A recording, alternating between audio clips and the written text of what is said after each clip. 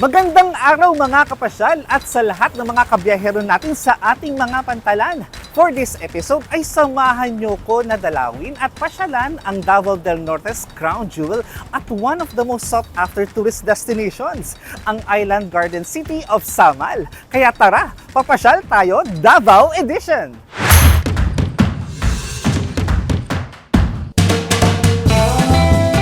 Upang makarating dito sa Samal Island, kailangan mo munang sumakay ng barko dito sa Sasa Wharf patungo sa Port of Babac.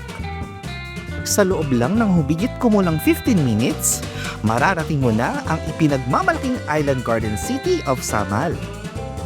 Dito pa lang sa Port of Babac ay dama mo na ang mainit na pagtanggap ng mga Dabawenyo.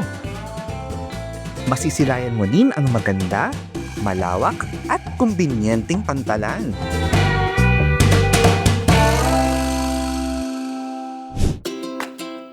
Mula sa Port of Babac, 10 minuto lang na biyahe ay mararating mo naman ang isa sa pinakabagong beach resort dito sa Samal Island.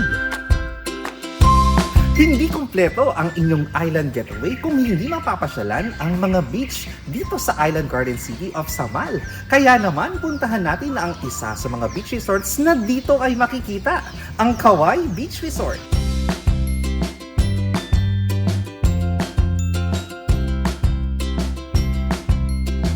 Ang newly open beach resort na ito ay nag-o-offer ng water activities tulad ng jet skiing, speedboat at island tour sa Vanishing Island.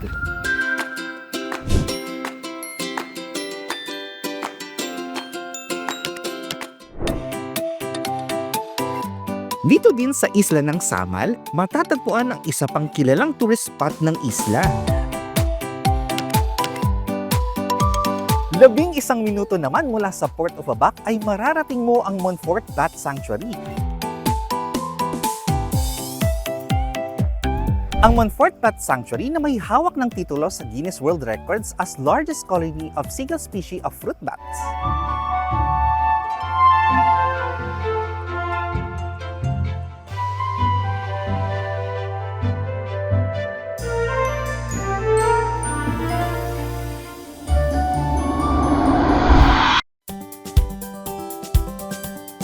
Matapos ang island experience mo sa Samal, tawid tayong muli sa Davao City at mag-land travel ng 3 oras patungo sa bayan ng Talaimod.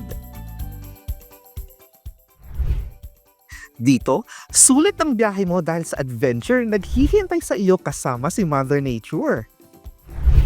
Dito lang yan sa Orayas Peak.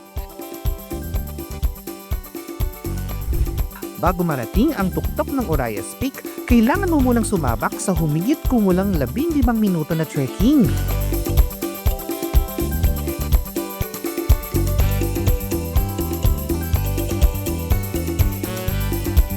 Orayas Peak is a highland tourist destination. Isa siyang forest, no? Meron doon mga Bali-inspired attractions na nasa Orayas Peak. Ginamit yung isang area ng forest na para magiging tourist attraction, no?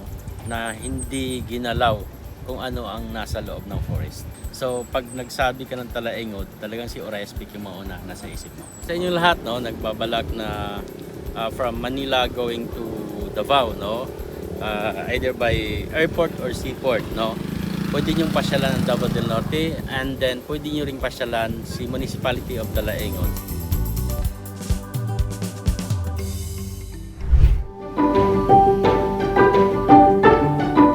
Sa muli mong pagbalik sa Davao City, bisitahin natin ang tinaguriang cleanest and greenest park dito sa bansa.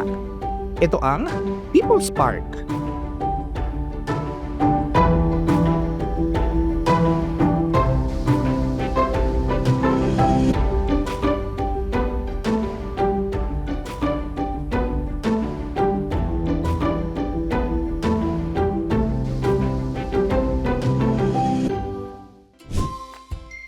Siyempre, hindi mo pwedeng palagpasin ang masasarap na prutas ng Davao.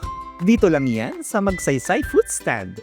Durian, mangosteen, marang at marami pang klase ng prutas ang maaari mong matikman at pampasalubong sa iyong mga mahal sa buhay. And speaking of pasalubong, sikat ang durian-infused products na gawa ng Lola Abons.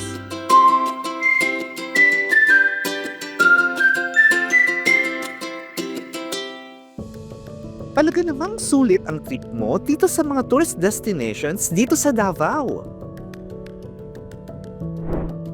At sa tulong ng ating mga bago at modernong pantalan, tiyak na kumbinyente, ligtas at siguradong memorable ang inyong mga biyahe patungo sa Davao. Kaya't ano pang hinihintay mo? Pasyal na tayo mga kapantalan!